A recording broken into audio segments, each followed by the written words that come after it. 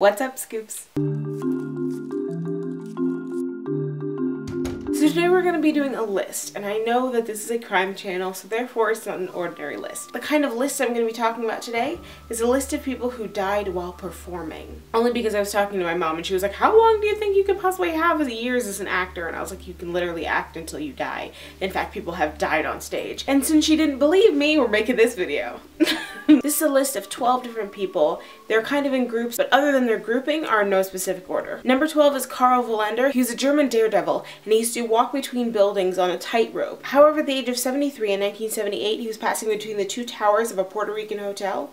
The wind was over 30 miles an hour and just blew him right over and fell 121 feet to his death while an audience stood watching in awe. Number 11 is Paul Mantz, who was a stunt pilot and racing pilot champion. In 1965, he was on the set of The Flight of the Phoenix. For the stunt, he was supposed to fly quite low over the desert and come just barely over this hill. However, since he was drinking before he took off, he hit the hill that he was supposed to slightly go over and lost control. He tried to get control, but the plane snapped in two and fell straight to the desert floor. If you look in the credits of the film, it shows, "It should be known that Paul Mantz died in the making of this film." No disrespect to the dead, but drinking before doing a stunt like that was pretty idiotic. Now we begin a small group that I call onstage accidents. Number 10 is Leslie Lee Harvey. He was a Scottish guitarist who was actually quite famous, and most notably played with the band Stone the Crows. It was during a concert in 1972 when for some reason he had wet hands. His microphone was not grounded properly,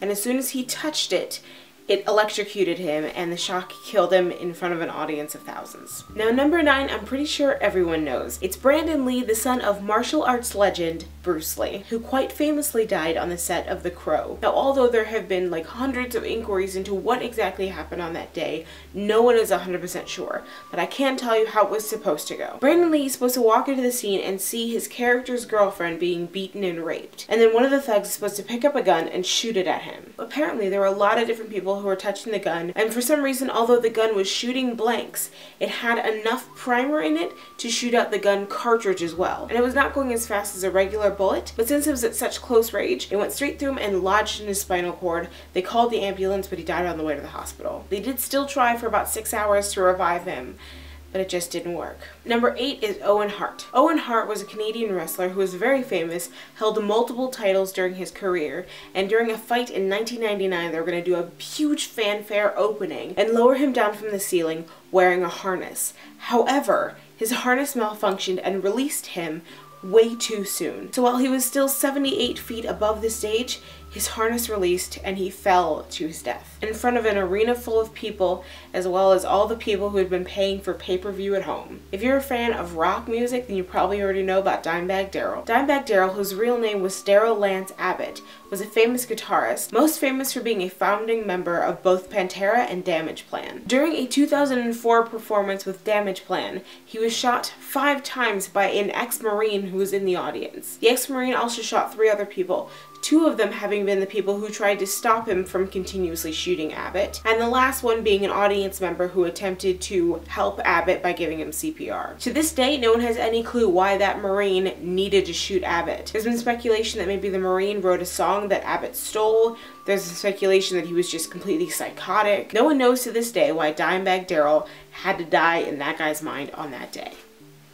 Completely senseless. This section is called Russian Roulette Mishaps. Number 6 is John Eric Hexum, who was a very gorgeous man, if not a very bright one. He was an American actor who was just getting his big break on the set of Cover Up in 1984. So one of these days when he has a regular gun, they're setting up the scene and he got really bored, so he just went to take a nap.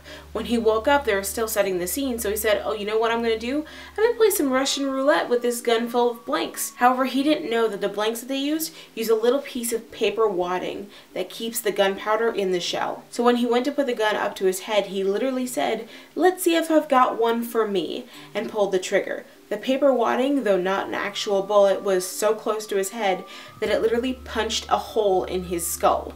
The piece of skull went into his brain, and despite 5 hours of surgery, he was pronounced brain dead 6 days later. from the massive bleeding into his brain. Again, I do not want to offend the dead, but this was completely stupid. But the silver lining to this is that his mother flew his body back to Jersey where she lives and donated every organ she possibly could. Number 5 is Johnny Ace, who was a rhythm and blues musician, who was on his way to becoming quite famous in the 1940s and 50s. However, in a late night set in Houston, Texas in 1954, in a break in the set, him and his bandmates started shooting at random road signs just seeing what they could hit. Johnny Ace, however, miscounted the bullets and figured that he had shot all the bullets. He did not, but not knowing that, he suggested that they begin playing Russian roulette. The rest of the band members said absolutely not, that's a completely crazy game, and Johnny Ace jokingly said, "Oh come on, there aren't even bullets in the gun," and then shot himself in the head. The next section are the live on TV deaths. Number 4 is J.I. Rodale. He was an American editor, playwright, author, and publisher who was appearing on the Dick Cavett Show in 1971. While he had just finished up with his interview where he was telling them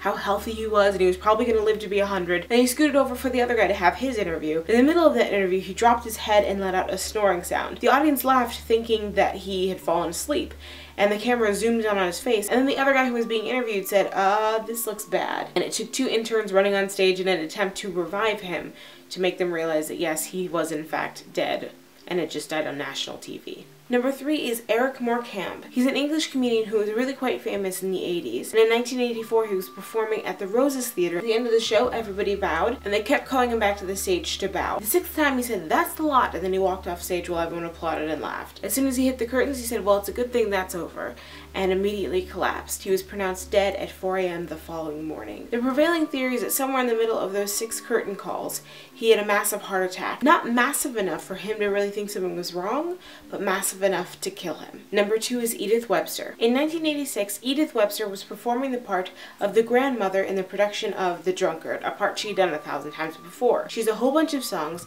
and at the end of one of them, she's supposed to collapse and die. At the exact same second, she had a heart attack and dropped dead on stage. However, she was such a good actress in life that the audience didn't actually notice a difference in performance. So they just applauded and cheered.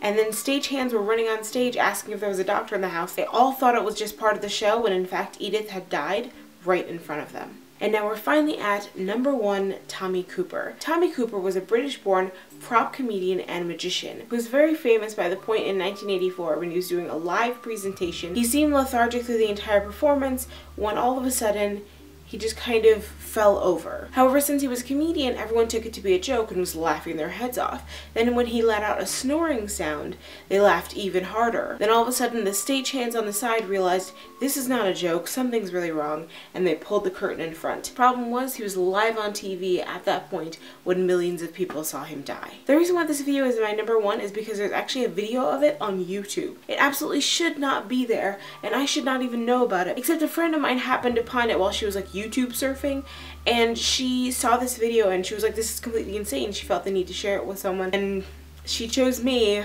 Lucky me. So it's on YouTube. I will not leave you a link.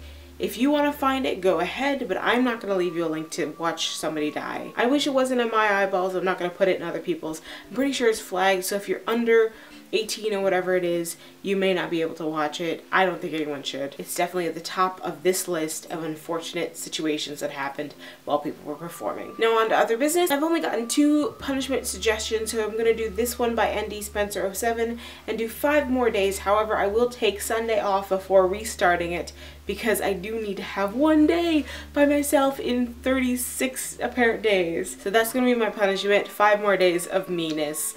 So yay. I absolutely love you guys. My scoops are beautiful. Please remember to like, favorite, and subscribe to this channel. So awesomeness is coming right after my off day on Sunday. I absolutely love you guys. Bye.